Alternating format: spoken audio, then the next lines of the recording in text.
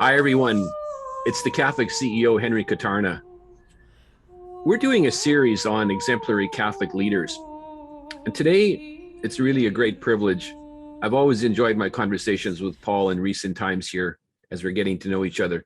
Paul Mladjenovic, Mladjenovic, Mladjenovic. And Paul, I just wanted to welcome you to this episode of Exemplary Catholic Leaders. Glad to see you. How are you doing today? Oh, fantastic. I'm appreciative to connect with you and your audience. I wish you all God's blessings. Thank you. Thank you. That's great, Paul. Well, let's get started with Paul in the sense that we're always interested to know what's the Catholic faith journey? Where did you come from, Paul, in the faith, and how did you grow up in the faith, and what have you done with it, and how is it affecting your life right now? We'll talk about your business in a second. You've done so many positive things in business, but in terms of the faith journey, where are you and how did it come about? Well, I'm basically a cradle Catholic when you think about it. I was born in Yugoslavia, 1959, and on a little island off the coast of Croatia. At the time, it was Yugoslavia, all right? But Yes. nowadays, you'll find it as Croatia.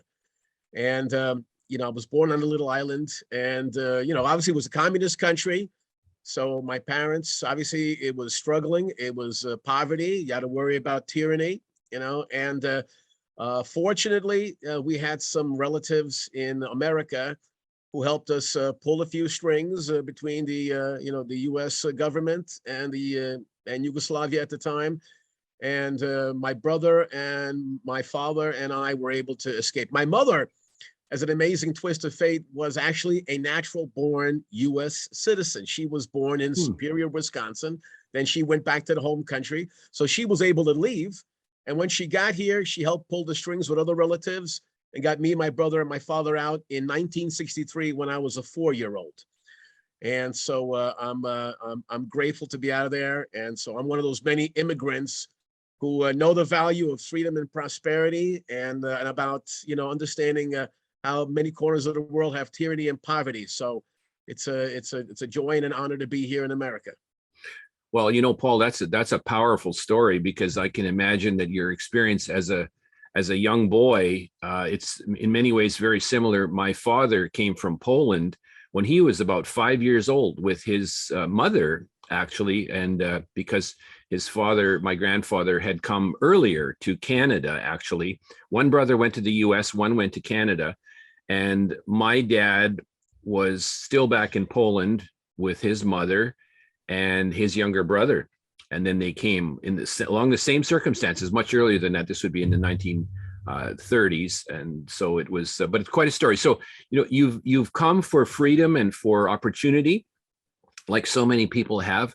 And was your Catholic faith in the old countries, shall we call it, strong? And were you practicing Catholics and so on? I think it sounds like you were. Oh yeah, and it amazed me too how my parents clung to that, and they gave me a wonderful example. When we came to America, we settled into Hoboken, New Jersey, which was like the Mm, Yugoslavian importing capital of America. yes. We had Mhm. lots of a lot of our community ended up there. And my parents, even though they were the working poor, they worked in the garment industry in that area. That was at the time in the '60s, the garment industry was a major activity, a hubbub, in the New Hoboken and surrounding areas. Yes. But no matter how poor my parents were, they scraped together the money to send me to Catholic elementary school. I went to St. Francis Grammar School, or that's what I called it. Hmm. Hmm. Wore the uniform and everything, and that was a big part of my faith journey. That my parents they thought the money was not as important as my spiritual development, along with just an education in general. And that stuck with me because in my business over the years, I've had lean years and good years, et cetera. But no matter how tough the years were, I made sure that my boys, went to Catholic grammar school, and then he went to a Catholic high school. And that to me was more important than the money, because obviously education prepares you for life, but Catholicism prepares you for the afterlife. So that to me was an important part that I never lost sight of for Yeah. me or my kids. Mm. Paul, it's a beautiful story of sacrifice and commitment. I went to a Jesuit high school and a boys' school, and I wore the uniform too, the jacket and tie from ninth grade on through high school. And so in many parts of Canada and the United States, you pay for Catholic education in addition to being a taxpayer. And there's only two, at least that I recall now, there's only a couple of Canadian provinces, Saskatchewan and Alberta, where the Catholic school system is actually funded by the taxpayer. And but everywhere else, including in my family in Houston, Texas, I have family in Houston, Texas, and in Vancouver, British Columbia. And if they were to send their children to the public schools, to the Catholic school system, and they go to a private classical school in Texas, they're paying extra, and they're paying a lot. And so parents are committed to this, and you've done the same thing. And so your children have grown up through the Catholic school system as well. Exactly. And I mean, for me, sending my boys to the public school system, I was always fearful that, that whatever they taught there, I mean, obviously I want them to get the practical knowledge of math and English and everything else. Yes. But I was always worried that they might impart values that would be counter to my own values. So I didn't want to take that chance. So again, I went a different route. It was a little bit tougher, a little bit more expensive, but in retrospect, I think it was one of the best things that I've done. So I'm grateful for that.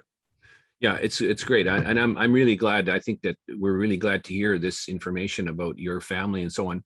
So then, Paul, many people talk about maybe a crisis of faith or anything like that. I'm not probing into the crises of your faith, but necessarily.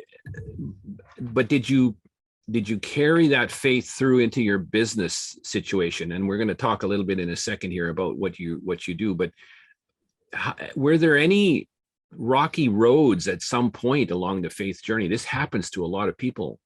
Oh yeah, no, we're all human, and the world has pressures that swirl around you, and I think it's probably the pressures are more tougher today than it was back then. I mean, I did go through a period of doubt. I remember in the 20s, I had dabbled with being an agnostic because I had some tough moments back then on a personal, otherwise basis, and I thought to myself, where's God in these moments? But as I look back, it's amazing. Sometimes you see God's guidance or his blessing or his grace. Many times you see it in the rear view mirror, because at the time it's happening, you don't see it. But I look in the rear view mirror, and he was definitely there. It was one of those moments like that famous picture about the two sets of footprints in the sand. There were times that definitely was carried. And I look back then, and I think those moments of difficulty and sometimes of doubt, in retrospect, I think they made me stronger today, as part of it. So I was grateful for that as well. Yeah. Even sometimes you had to be grateful even for the bad times, because they've meant to for a greater good that sometimes you can't see at that moment. That you see it again down the road in the rear view mirror. Yeah, no, I love that analogy, Paul. It's a beautiful analogy. That I remember that picture very well. My parents gave me that picture one time when I was, I think I was leaving home to enter into the wider world, and my parents gave me that picture, and I remember the wording about being carried and how powerful that image was. So this is good. This is something that you've experienced in your life as well. So Paul, let's talk about you're a business guy. I've come to know you in the past few weeks and months. You've written a lot. You are a certified financial planner, CFP, I guess is what the designation is. And you have had a career of really speaking about investments. You are an investment advisor, and you have helped people to, place their funds and to look after themselves. And tell us about your business. How did you start it, and why did you start this? Well, I was a CFP until March of 2021. I did it for 36 years, Yes. and for some personal choices, I departed from that. I was always a financial planner, not so much an investment advisor, although I taught about investing for many years and I loved the topic. And so for me, my biggest thing was always the education part. Right. And because I thought, what better way to impart these things with people? And I told people that even if they sought the services of a financial advisor, the more they knew, the better they could use those folks. So for me, I thought helping people understand finance, investing, economics. I mean, this was, every Catholic has to find their area where they feel they can give value as a Catholic, and they're emerging over the years that helping people in the financial realm, and also too from my background. I mean, I came from a communist country, so I came to learn a lot about economics, what's good, what's bad, and what's ugly. And so the more I taught people about these things and helped them make more informed decisions about not only their finances or about my students or my readers, but also I help people in areas such as like when they participate, in the political process as voters. Because, people forget that in many cases, when we got the Great Depression in the 1930s, a big reason why it showed up was because people didn't understand who they were voting for and what policies. So that helped me, that helped turn itself like into a little bit of a ministry as well, because the more people are informed in economics, the more prosperous they can be, the more effective they can be, and the more generous they can be with other people, ranging from the poor to helping their parish and so much more. So the Catholic side of my business, was always an ongoing, something I was very aware of on a daily basis, because my business is only meant to take me through my life, but that's going to end, so what'll keep me carrying forward? And I want to be able to, with the grace of God, look him in the eye, and he looks at me and says, did you do what you could in your business world to make sure you didn't do anything, any kind of skullduggery or whatever? And I go, yeah, no, that always kept me on the straight and narrow in that regard, so so my Catholic faith was a presence, in my business activity. We all want to hear those words, well done, good and faithful servant, don't we, when the time comes for us to stand in front of our Lord. So Paul, it's very interesting to hear you talk about the ministry aspect of your work. And this is the reason I'm focusing on that. It resonates with me so much. We've said this in the last few weeks as we've come to know each other a little bit. The Catholic CEO, we believe that it's a business. Yes, it's a family business. It's based in Texas, and we're trying to help people sharpen their business skills, but we want to do it from a Catholic perspective. And so we also believe that there's a ministry here to create a Catholic economy and get people, skilled, increase their skill set so that they can be better participants in the economy. I was noticing that I was looking at a list of some of your publications. And so you've written in the Dummies series, stock investing for dummies, affiliate marketing, gold and silver, investing in shares. You've written, tell us about that. You've written dozens of books, and I think you've done about several thousand, I think, seminars across the United States teaching people. Tell us about that, please. Yeah.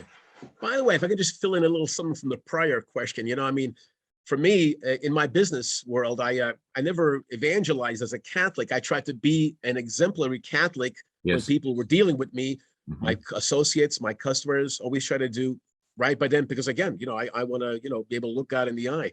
The side I became the most active in terms of my Catholicism is that the last 5-10 years, what became a personal passion for me on the Catholic side of my life was Catholic apologetics, because I wanted people, people to understand that their Catholic worldview was true and good. There's evidence for this. You should be a proud, confident Catholic. So I hope we'll get a chance to mention that later on. But thank you about the books. On the book side, yes, years ago in the late 1990s, because I did so many seminars, the word got out, and a friend of a friend and a contact of a contact linked me up with the folks who did the Dummies guide publishing.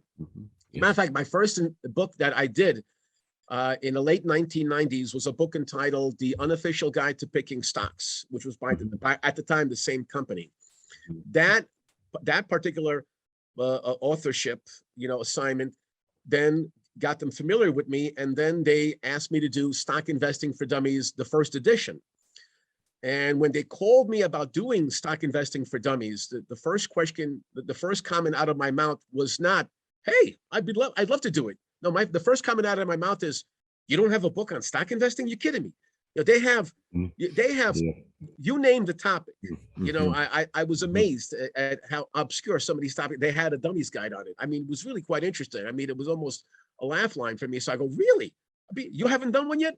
I'd be honored to do one." So I did the first edition, and I've done every edition since. I'm grateful that it became a bestseller in its category. And as of a little over a year and a half ago or so, I did the sixth edition, and that one actually hit #1 in its category at the time, because people were worried about finances because of the pandemic and stock market volatility, all the rest. And then that book led me on to, they would call me, I'm grateful that whenever they had a topic that was investment related or business related, I would be among the first they would call, because again, I was very scrupulous about how I handled my relationship with them. That's Wiley is the publisher. They're all magnificent. The editorial team is fantastic. And so I did micro entrepreneurship for dummies. And I could probably make the argument I've written more dummies guide than some other folks out there. That's a possibility. But I loved my writing, and I went on to do self-publishing, and I tried to get that with my sons. Like with one of my sons, I'm going to be premiering this year a book called The Job Hunter's Encyclopedia. And in my second edition, I'm having my son, Adam, be the co-author of that, because that way it's a book on helping people, find a job, etc. So, and I wanted my son to be part of it because he followed in my footsteps at Seton Hall University. Again, I went there in 1981. He's going there now. He's currently a sophomore. And my other son, again, another one I'm proud of, my son Joshua. But anyway, so the books were there. And so I've come to be very voluminous in terms of teaching, writing, and authorship. So I hope to do many more before my days are done. And I'm hoping to do some nice Catholic titles. I would love to do a book on Catholic apologetics. So stay tuned on that one. I'll probably just give away to people, Yeah, I think we should stay tuned for that, because Paul, you're very articulate in how you explain some of these topics. And by the way, incidentally, before I ask you a question about the topics of investment, I'm really impressed that you have a certain family business component to it. I grew up in a family business as well, and I can see that as far as the Catholic economy goes, the family being the fundamental unit of society, if we can create long-standing family businesses, multi-generational, we will be able to resist the culture that way. And so that's a positive thing. I'm glad you mentioned that about your sons, particularly the co-authorship. That's a great opportunity, and you're doing some great work there. So God bless you for that. Let's talk about some of the investment topics. I'm an angel investor, and I have mentored and seen a lot of startups. I ran an angel investor group for 12 years, and I still see a couple hundred deals a year on the angel category space. But I also have found too that there's a huge, I could call it a market for people learning about the basics of investing or about doing a startup if you're an entrepreneur. What are your audiences tell you about all of these things that you've written? You've written all these fantastic books. What are they saying about it all? How do they react to this? Well, it's quite, probably the best way to respond to that is probably the course that I've done the longest out of all my classes. And a lot of this, my content for stock investing and the other investing books, sprung from my many years when I had to do a lot of education and research. And it sprung from the very first class that I ever did, which was in the summer of 1983. It was at the time called the Small Investor Seminar. See, when I came to America as a kid, and I would grow up, and again, my parents were the working poor in Hoboken. And, it was interesting to me because when we were in Yugoslavia, it was a very stark experience. Mhm. You had to worry about where your next meal was going to come from, Yes. and my mother one time complained about the lack of food in the marketplace, and she was put in jail, for a week. So me and my older brother had to be like in the government nursery, for a while, Mhm. etc. Mhm. So when we came to America, Mhm. and I looked around and I go, wow, I mean, there's so much plenty here that, Mhm. that Mhm. wasn't there in a communist country. Mhm. And that spurred it on for me. So in my teenage years, I started to learn all the ways you could invest with small amounts of money, because I didn't have a lot of money at the Mhm. time, and as I got to getting my jobs, and they were all minimum wage, but I tried to save money, and I go, how Mhm. can I invest this? I don't have at the time, I didn't even have $1,000 to invest. At best, I Mhm. had, 50 or 100 if I was lucky that month. And so I started to invest small amounts in stocks. And Mhm. I found out about dividend reinvestment plans where you can Mhm. invest Yes. as little as 25 or $50. Yes. And I learned while I was doing in my teenage years. And then I thought, wow, other people should know about how to do this as well. So so fresh out of college. I mean, in 1983, I wasn't that old. You know what I mean? I Mhm. graduated in 1981 from Seton Hall, and Mhm. I taught in 1983, only a few years later. Mhm. And that course became the $50 Wealth Builder. And that's the one I've been teaching the longest. So in 2023, that'll be a 40-year anniversary of me doing that particular class. And then the second longest running class I did was called the Home Business Gold Mine in 1986. Ah. So, and Mm. that was because you mentioned about how people talk to me about this. Yes. Sometimes I would do the class and people would come to me and say, "Oh, Paul, I'd love to take your class, but I don't even have $50." They would laugh about that. They were Yeah. didn't have a lot of money in their pocket. So I said to them, "But hold on, you live in America. You can start a business if you wanted to and make Yes. that money, and then you could invest it." I always came back with that. So that question always came up about I don't have a lot of money. So I said, fine, you could invest with small amounts of money. And then it became, well, I don't even have a small amount of money. It says, well, you know what? You have time, effort, God-given creativity, determination, ability, discernment, and you can use these faculties that were given to you. God gave you these for free, and you can convert this to cash, in your spare time. So the first course started being called for business was called How to Start a part-time home-based business. Beautiful. And then that became the Home Business Gold Mine later on. And so, Mm. and this all morphed into my current website called The Raving Capitalist, because I said you should have a two-pronged approach. Have your money working for you, stock investing, ETFs, mutual funds, savings bonds. And then I said, you should also have a business in your part-time, because you should be diversified away from your job or your pension, Yes. because, as you know, Henry, in my industry over the years, CFPs and all the rest, they say the word diversification in their sleep, Yeah. so Standard phrase. Yes, sir. exactly. So I always told them, Yeah. well, how many sources of revenue do you have? And they say, oh, I just have a job, or I just have a pension because I'm retired. Yeah. So I said, well, you're not properly diversified. You should have a part-time home business. That way, if anything happens with your job, you have another source of income. You shouldn't just be diversified in your passive wealth building, stocks and ETFs and all the rest. You should be, also in your active wealth building, the second leg, and be diversified there, because that'll help you a lot. Yeah. As an example for your audience, if they had a home-based business, like in the United States, you can qualify to have a SEP IRA or your own solo 401k plan, which gives you more firepower to set aside money so you can build wealth faster and become more financially independent. So a lot of people didn't realize this. And I go, then start now. You can start with this stuff. So yeah, a lot of those questions came up, and I made sure that Mm. I had answers for the people who were in the lower spheres. I mean, people who had higher income levels, they came to understanding this. They had financial advisors, but a lot of my information was targeted toward those folks who didn't realize that they can open up a lot of possibilities. And many of these possibilities was just your time, your effort, your desire, your initiative. It didn't necessarily mean you had to have a lot of money. It just means that you apply yourself because God gave you the resources to succeed.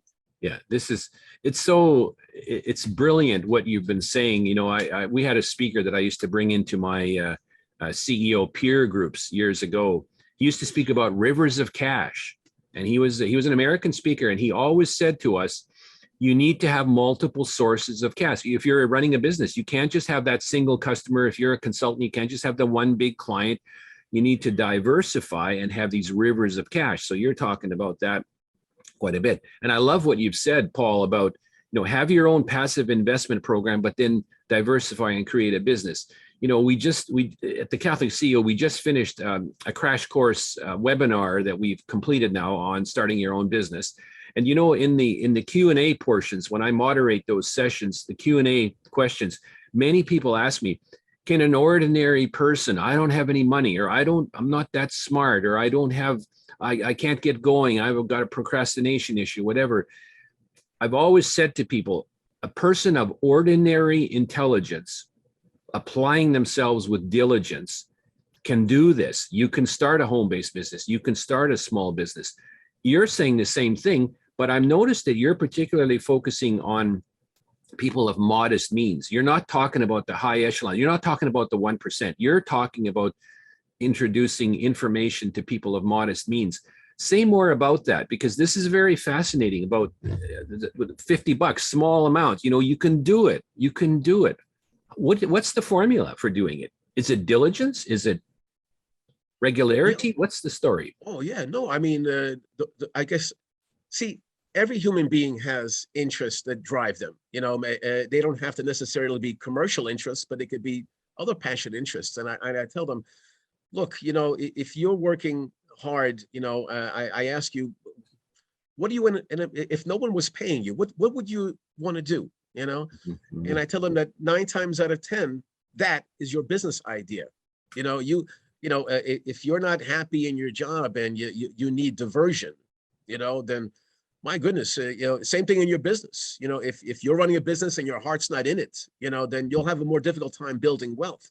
But if you have a passion for it and naturally drawn to it, well, virtually anything you can think of, you could probably turn that into a business. I remember having people in my class years ago.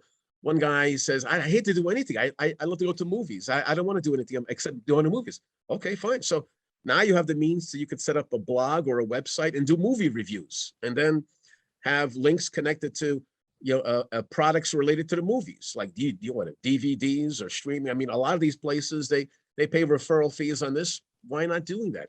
You have something in your time that you can turn into money, and no matter what you turn it. So the bottom line is, you have the same 24 hours. Poor people and rich people and anybody else have the same 24 hours. Everyone has some kind of spare time that they get involved with. And I think that the biggest thing I found among people of limited means or modest means is that they spend more time not realizing that they could turn this into a wealth building pursuit that could be fun and fulfilling in their spare time, something that after they look back a year or 2 years from now, they say, wow, I built something, and now I have an asset that I can help my children with this. So there's a lot of pluses in this, and it's all done just like with you with the Catholic CEO. You treat people right, and what goes around comes around. Yes. And that's going to mean, and because that's what entrepreneurs do. I'll make money by solving your problem. It's a win-win situation, mutual voluntary exchange, and that's the best way to go. So you can sleep at night doing business the right way, and it's in sync with your Catholic values as well. So hopefully I gave you some answers and all that. So yeah, there's so much here.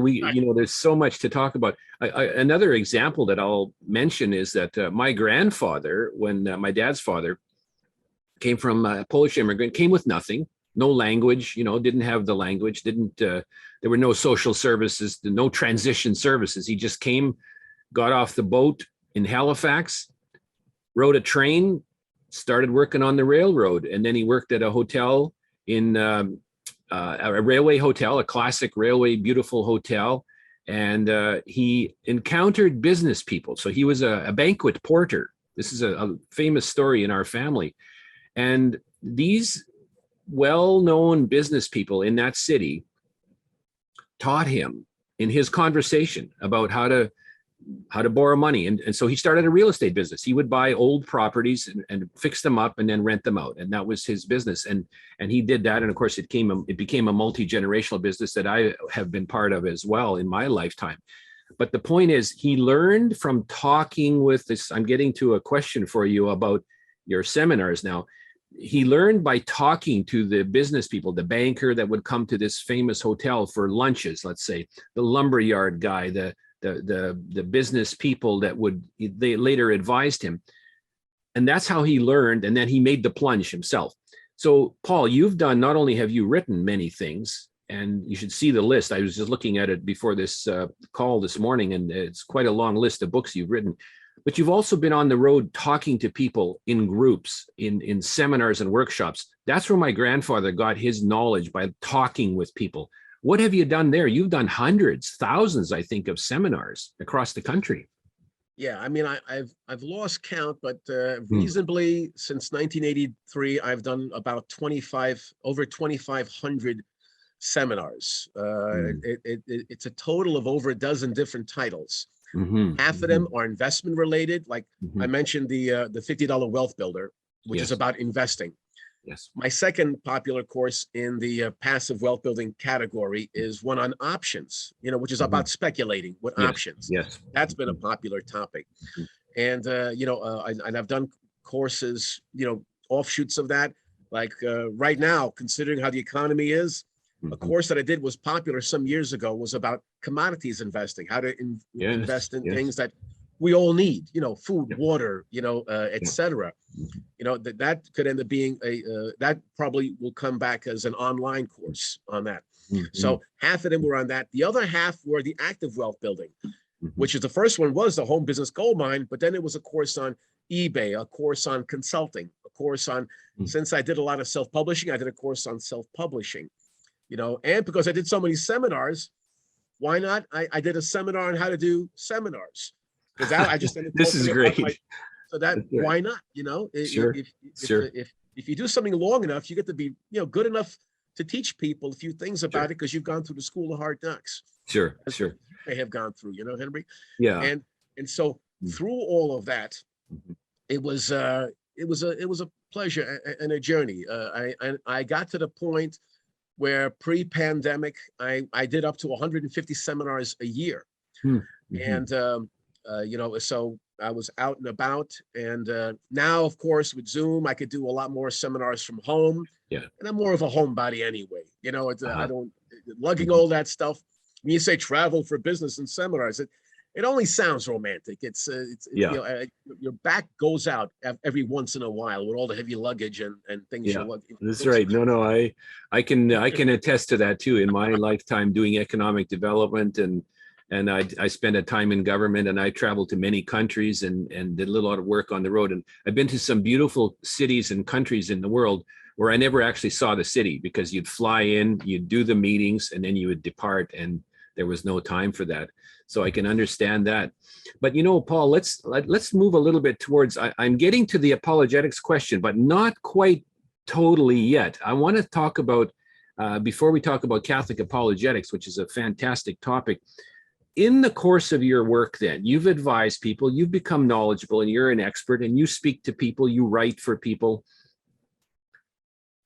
Let's talk about the times where the investment philosophy or the actual investment itself might be inimical to the Catholic faith. It might be counter to the Catholic faith. Have you seen that, and have you experienced that?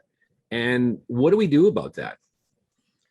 No, I know exactly what you mean about that. This is why I give kudos. There are some financial firms out there that are Catholic oriented, and they talk about investing with your values. And for me, it is tough, because the landscape today is fraught with landmines, and many of them are outside of your purview. You don't know what some companies are doing that are counter to your values. I know that it's almost difficult to find companies and investment opportunities that are 100% pure or 100% in sync with the Catholic faith. But there's plenty of ways to get around that. I always tell people, look, just invest in companies that are helping the human condition. This is why probably one of over the years when I was teaching, I used to tell people that if you want to really have an easy way to look at your investment portfolio, remember two words, which is human need. And if the cornerstone of your portfolio is tied to human need, this is where you don't have to be a Wall Street analyst to figure it out. This is where you say, well, what do people keep on needing and buying, no matter how good or bad the economy is? And you get to food, water, beverage, etc. Yes. And there, I think, by and large, they can be in sync with Catholic values. I know, for me, at the very least, I tell people, get as prosperous as you want, but you know what? As you build your wealth, now you have an opportunity to make 100% of the usage of your money, that portion which you designate for charitable purposes. Now you can convert whatever gains were imperfect in the world of Wall Street, and now purify them and put them there to help boost that local parish, help that those Catholic organizations which help, because now you're taking, it's almost like, I don't want to say money laundering, but I mean, you're cleaning the money and you're putting it to the right purposes as a Catholic. So you are helping the spiritual need part. After you've done the human need stuff in your portfolio, you got to the spiritual need stuff, and you help organizations like, the Holy League, the Knights of Columbus. And there's many of great websites and organizations, in addition to, obviously the most obvious, which is our own parishes, to help out these purposes. Then you can be able to sleep at night, because now the resources you built up, you're the CEO of your resources you built up. And now you direct it to where the greatest good could be done. And then it's up to you. And now your Catholic values will put a good rudder on your activities in this toss and turn world. This is so, I'm chuckling. The Catholic money laundering concept. Let it be noted that on the Catholic CEO Exemplary Catholic Leaders series, Paul Mladjenovic said to us that you've got to focus on human needs and you can purify. Now, chuckling and joking aside a little bit, my grandfathers, both Polish immigrants, my dad's father, housing. His thing was housing. People always need a place to live. And so you can buy old properties, renovate them, and create some value for people that way. My mother's father, farming, went into agriculture, became a farmer, owned a general store in a small town on a prairie, a very, very small prairie village. And from those enterprises, those two men taught their families. They both created extended family businesses in a certain way. And they taught that charity, not tithing necessarily, but yes, in a conceptually, tithing of their money. And they supported a lot of Catholic causes. And both of my grandfathers in their life taught us that. And so what would you say to Catholics then? We're getting towards the apologetics question, but we're not quite there yet. But what would you say that we should do, even if we're of modest means? What should we do with our money, and how should we support? You've given some examples, but what should we do? Should we have it as a principle that we actually divert some of our funds or our profits to Catholic charities and Catholic pursuits?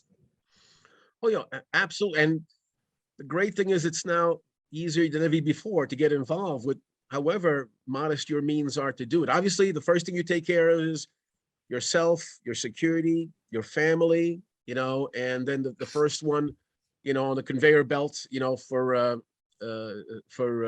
your good efforts is going to be obviously, hopefully, your local parish, etc.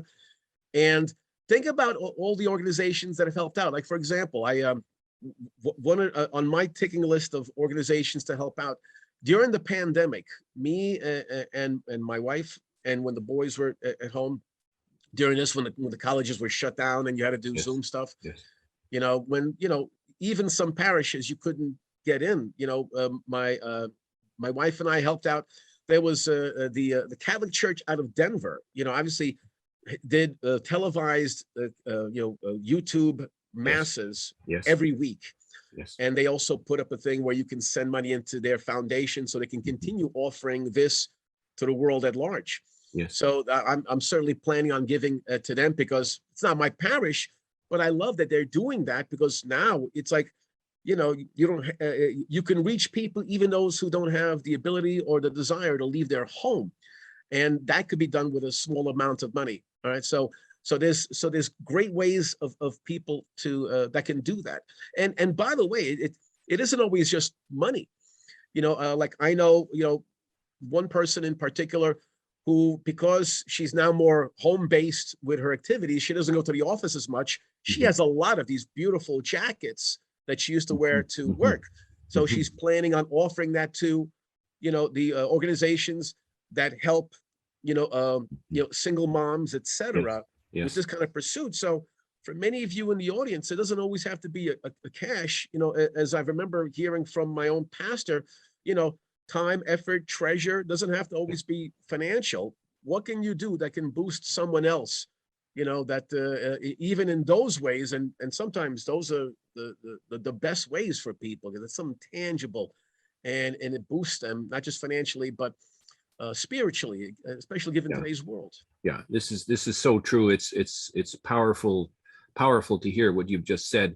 Now, on the topic of talking about evangelizing or apologetics, we've always, it seems, been cautioned that we shouldn't proselytize, that we should not use our platform that we might have. Let's say you're a business leader, you're an investor, you've got some successes, people look to you, and we've been in some ways taught not to use that as a platform. On the other hand, our Lord said to us, teach all nations, go and evangelize the whole world. So with your skills that you've developed in writing and in, of course, standing in front of audiences and teaching people, apologetics is really the name of the game. It's what it's all about. What should we do as Catholic? I'll ask it this way, Paul, because I know you can do apologetics. You could go out there and you could start seminars, you could write books, and you probably will in your in the next decade of your life, let's say. You'll probably do that. But what should we do as Catholic business people? Should we tell people about the Catholic faith as we run Catholic businesses, or should we exemplify it simply by our behavior? How do we do this? Well, here's the thing. Maybe for some folks in the audience, it's good to know the difference sometimes between evangelization and apologetics. I mean, for me, and I mean, this is more of a personal point of view than a strict definition. Evangelizations means you bring people into the faith. And for me, I never was one to say, hey, you should be a Catholic. I've always learned that much of what you have to do is show what kind of Catholic you are and make yourself attractive in that way to other people. They say, oh, he's a Catholic, he's a good guy, hey, let me take a look at it. Sometimes you plant those seeds and it's a good thing. So evangelization is hopefully making yourself, attractive in a sense of your values and how you behave. And people say, hey, he's a good guy. Oh, he's a Catholic. Oh, so that's how Catholics are. And that kind of, it's almost like a positive way, and you're not beating people over the head with this stuff. Right? Apologetics, on the other hand, it's not evangelization per se. For me, it's to strengthen the faith of the people who are in there so they don't have to leave. And because now you have a culture that I'm sorry to say is very negative, very skeptical, in many cases hostile to the Catholic faith and other, bodies of faith, other religions. And that really bothers me. And for me, the Catholic apologetics, the thing that got me into apologetics some years ago was I think about the following. I think this is probably one of the most fascinating things to me, Henry, and that is that since the year 2000, here we are, 2022, Lenten season. Yes. Since the year 2000, the last time I heard, depending on whose statistics you believe, anywhere from 15 to 20 million people left the Catholic faith, And I heard from some statistics that for every one person who comes into the faith, anywhere from 4 to 7 people leave. And I go, well, why is that? Why is it? Why do you want to leave the faith? And again, this is my bias, but certainly from the evidence and the logic, I feel that the Catholic worldview is the most, a truthful worldview on the planet. That takes in the Bible, and which means we embrace the Jewish people from the Old Testament, etc. That's part and parcel of much of what we embrace. And so since the year 2000, you've had millions of people leave the faith. Yet since the year 2000, in terms of what we have, dug up in research, science, archaeology, cosmology, we've had an exploding, massive body of knowledge affirming our faith. more than any other time in history. That's what's amazing. In other words, skyrocketing evidence for our faith, Yes. yet people are leaving. So that tells me there's a gulf there. More and more people should know that, look, your faith, leave to do what? You know what I mean? Because, because your life is very short. In the ocean of time, your time in physical life, is barely a drop of water, whereas the rest of your life after you're dead goes into eternity. So, don't be worried as much about your 60, 70, 80 years, 90 years of life, if you're lucky. How about the greater good? And so when I hear, for example, how many, of our youth, I mean, they even the ones who went to Catholic schools, Yes. that, once they went through confirmation, then they went into high school and colleges, and they came across people that talked them out of their faith. And I love the way, I can't take credit for this remark. This is from a Protestant who said this. He goes, the reason why our youth have been talked out of our faith is because no one talked them into their faith. Mm. And it's true. When I went to grammar school, they taught me the what of my faith, but not the why. Like right now in the Lenten season, I'm going to be doing with the Knights of Columbus. And I did this last year. I'm going to try to make it a tradition every year where I do a presentation by, on the Shroud of Turin, which is the most examined relic, in human history. And, it backs up, from an evidential point of view, the death and resurrection of Jesus Christ. But how many Catholics don't even know that? There's so much evidence for our faith. It's mind-boggling, the history, the science, and so forth, And so I said, so you know what? Everyone has a ministry or a calling in life, and I feel this is where, if I'm not doing my business or dealing with my family, or having a great time with you here, Henry, then it should be, Catholic apologetics, because people should realize about the goodness and the rightness, of the very thing that puts us here, Henry.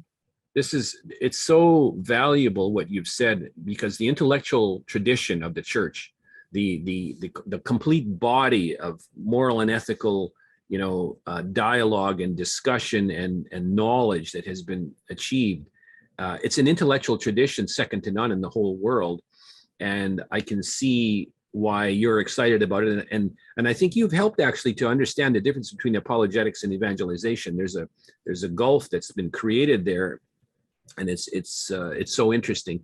I have to divert for a second to talk about the Shroud of Turin, because the other day when you and I were speaking, we talked about, I've seen in Rome, there's a basilica called Santa Croce in Jerusalem, which is the Holy Cross of Jerusalem, in Jerusalem, and it's in Rome, and it's got a replica of the Shroud of Turin stretched out fully on the wall with explanatory notes about the science. And of course, as you and I both know, and many of our audience will know, the images on the Shroud of Turin cannot be analyzed as pigment or paint or other markings. They are kind of if I could use the word nuclear, there's an almost an otherworldly effect, something like the tilma in Our Lady of Guadalupe, in that situation as well. So these are, the scientific body of evidence that the Catholic Church never is afraid of science.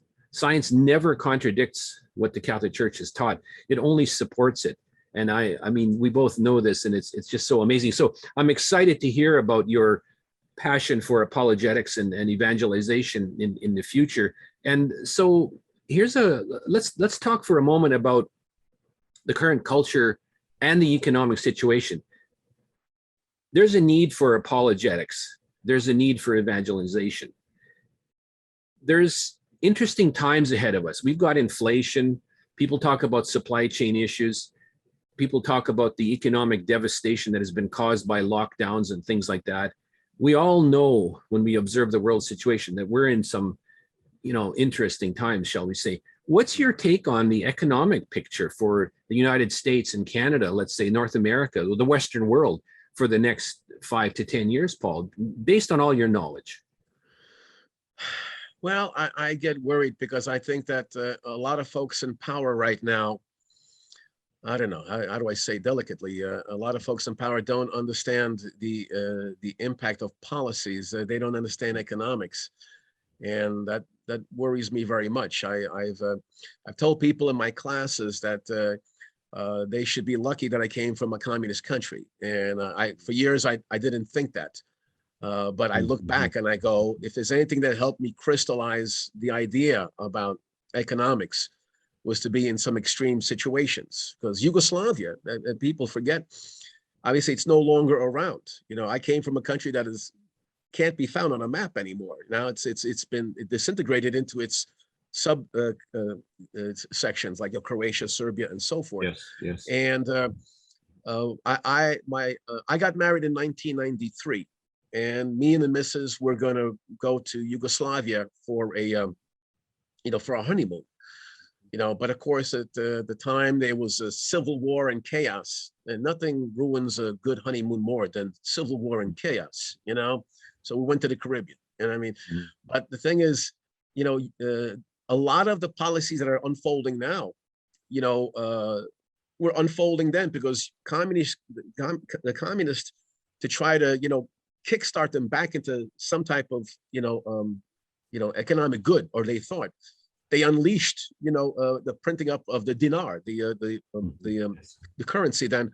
So in amid civil war and chaos, you added hyperinflation, and Yugoslavia collapsed into oblivion in 1994. So sometimes when you see extreme examples, that helps crystallize where even the small policies difference, the difference. And I've come to learn, there's a huge difference between free market and something that it's controlled or run by government bureaucracy. Free markets, aren't just the most spectacular way to build wealth for a country. It's also the moral good, mutual voluntary exchange, and that's how you Yes. build an economy. But Yeah. once you Yeah. veer into what we're doing, we're printing up trillions. So it's no mystery you're getting inflation. That's what it's been true over the years. Yeah. When they did the stimulus checks, when you pay people to stay home and not to work, well, don't be surprised if that means a lot of companies out there are shorthanded, which means they don't have warehousing clerks, shipping people, drivers, file clerks, and all of a sudden the work gets bogged down, and all of a sudden it turns into a bottleneck. When you're paying people to not produce, then you're going to have problems with production, and that's what you've had, in the past year or so. So a lot of these things I did see coming, and this is why when I was doing some of my most recent classes, I said to them again, you go back to human need, invest in those things that'll benefit from inflation, that people will keep on buying no matter how good or bad the economy is, and those things have generally flourished. And you just have to be very selective with what you have to do. So the next 5 to 10 years, if these policies continued, Mhm. you're going to see inflation continuing to be a problem. You're going to have more problems with businesses going out because they don't have either the wherewithal to keep functioning. You're going to have a breakdown. And so there's a lot of worrisome stuff here. I can only hope that we come back to the fundamentals that made the economy great. I mean, what made the economy great is, stability, law and order. So people, understand Yes. it. This is why, Yes. in a lot of cities, they have, beside businesses going out, they're having crime problems, because they're busy defunding the police and busy empowering criminals. So of course that you're Yeah. going to have more crime, and businesses and people trying to work a dignified life can't function. So they leave. So again, you have more harm than good going on. So unless there's a major change by in the political realm, where they come back to policies that make sense and add stability, law and order, keep taxes and regulations low, and I can go on even further with this. I don't want to, but they need to free it up and let people keep more of the fruits of their labor, and let the capital flow where it's most needed. And the best way to allocate that is through a free market. You and I know, Yeah. when there's supply and demand, you can't pass laws to force it to work. You have to allow supply and demand to work, and money will flow where it's most needed into the goods and services that are most in demand, and things will then normalize, and you'll be back to a productive path, and pointed towards prosperity, versus now where we're pointing it towards potentially a recession, as I'm seeing the latest data. So there's a lot of problems out there. And again, the people in charge of the environment have to change what they've been doing for the last year or so. So we'll see, my friend. This is, you've painted a picture. I think it's a realistic picture. I think it's what many of us would see. And, my own reaction to what you've just said is that despite all this, or in addition to all of this, it's still incumbent upon us to create the Catholic economy. We should create a Catholic economy. We should be starting businesses. We should be diversifying our portfolios. We should be, no matter how small, we should start an investment program with dividend reinvestments. All these things that you've been teaching and speaking about for many years, we should be doing that, because that still will be part of the solution. Now, there's a trend towards homesteading and leaving the big city and going to small towns and things like that, which we both have observed too. And yet, in the end, we need to look after ourselves. And so there's that individualistic nature of us that is really, it ties to Catholic principles, I think, because we have an individual soul that has to be saved, and we're responsible largely for that. The world around us won't do that for us. We have to do that ourselves. What would you say, Paul, is the average, let's see this situation, average Catholic family now, considering whether they start a business or whether they're being pressured to leave a corporate job or start a home-based business, what would be three things, I'm trying to put you on the spot here, but what would be three things that they should do with money and their financial situation to prepare themselves for the next 5 years? Okay, sounds good. Well, number one, first of all, they have to do an assessment of their current situation, see where they have resources that they can sell. I mean, we live in the gig economy. Many people have property that they can sell and convert to cash, and then they can be able to reinvest it. There's a lot of people out now discovering they have a lot of stuff in their midst that they could trade for cash. And so, number one, find out what they have so they can be able to, say, declutter and take that money and they can put it to more productive uses. What good is having a $300 stereo system when if you can sell it, get 150, and you can buy yourself some good dividend stocks, even with that small amount of money, okay? Sure. So that's number one. In other words, converting assets that are depreciating in your situation and see if you can put them into things that are appreciating, all right? Number two, do an assessment of all the things you love to do and where you have a skill level. Right now, with the online thing, there are people out there who could be doing things like, tutoring, or you can be teaching. There's many places. A lot of my students, I've taught them how to do, record their seminars and put it online. Everybody is good at something. Yes. So there's no reason why you can't turn it into a book. Tape yourself doing it, and you could put it on. Right now, there's over a dozen excellent educational websites out there where they'll market the course for you, and you'll get paid a percentage of that. Mm-hmm. So do an inventory, of, again, your stuff that you can sell. Do an inventory of your skills and your time that could be converted to cash, definitely. And lastly, when you're looking at your portfolio, you should be regularly looking at all the positions in your portfolio and say, do these things make sense for what you're doing? I mean, for example, when I help people, learn about retirement planning, sometimes some easy tweaks will give you a lot more, safety. Many people are into growth-oriented stocks. Many of them are losing money. Mm-hmm. And why do you have them in there? Because when the economy is as unstable and as uncertain right now, you don't know if there's going to be a market crash a month from now, but if they're in stocks of companies that are selling human need and paying a dividend, they are less volatile. They don't go down as much. And if they're paying a dividend, this means that you now have an asset throwing off cash flow versus, if you have liability where you're paying cash flow. In other words, if you're paying it, that becomes a liability. But if it's paying you, it becomes an asset. And if it's throwing off a dividend, what I find is that because in a market crash, dividend stocks could go down, but when the stocks go down, as you know, Henry, then all of a sudden the dividend yield goes up and it makes it attractive to people to come swoop it in. So they're among the first to recover.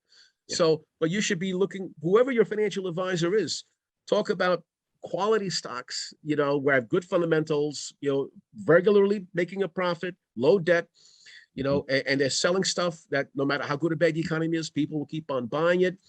and make sure they're paying a dividend, because that means you're increasing your cash flow over time. You know, those are some areas right there. Hopefully that Yeah, suffices. that's I can do a whole seminar if you're not careful. I know this is the thing. No, this is great, Paul. That is a good. I wanted to specifically ask for that from you, because I think you've got all of that accumulated value. No, this is providential that you've spoken this way, and it's prudential that we can follow these principles and kind of cope with the next few years coming up. You know, as we've said often on this program, we could go on for a long time. You and I could talk for a couple more hours about this thing. We'll have to come to a natural conclusion here. So I think maybe, Paul, as a wrap up from you, what's going on with you? Where do we find you? Where do we find your publications? You got any seminars or events coming up that you want our audience to hear about? What's your website? Where can we find all about you? Well, thank you kindly. My main website is called ravingcapitalist.com. And when that's actually became like an opening line for me when I did my seminars. You know, I tell people, you know, why am I a raving capitalist? Because I came from a communist country. That's how you become a raving capitalist. And so that would list all my seminars and all my books, and that's probably the best place to turn to. But and if people can't find the site or whatever, you know, obviously, and they can't deal with a name like Paul Mladjenovic, I don't blame them. You know, obviously. The missus keeps her prior name because it's a lot easier than Mladjenovic, you know, which is good in the corporate world. But the thing is that, you know, my main book is Stock Investing for Dummies. They can do a search for that, and that will find everything else. I am on LinkedIn. I am on Gab. You know, they should have no problem finding me in those kinds of venues. But again, the main site is ravingcapitalist.com. And I thank you for letting me say that. And the upcoming stuff, I will be doing a lot more stuff on the Catholic faith, like Shroud of Turin and other things, so I can help people build up their spiritual armor, hopefully the youth among this as well. And I look forward to self-publishing a lot more of my works to help people in it. Like I mentioned, the book I'm doing with my son is called The Job Hunter's Encyclopedia. Yes. That should be out in due course. And I don't know, there's more than I can tell, but it all ended up emerging at ravingcapitalist.com. And thank you for letting me mention that. Well, you're very welcome, Paul. Thanks for being with us today. You know, may God bless you and your family and all of your works, because it's so helpful in the pursuit of the Catholic economy. You've lived a life of doing this, and I can see a lot more. Someday we'll have you come back and we'll talk apologetics in a little bit more detail. So thanks again, Paul, for being with us. It's the Catholic CEO, Henry Katarna. Thanks again for joining us, and we've enjoyed having you with us. See you again next time.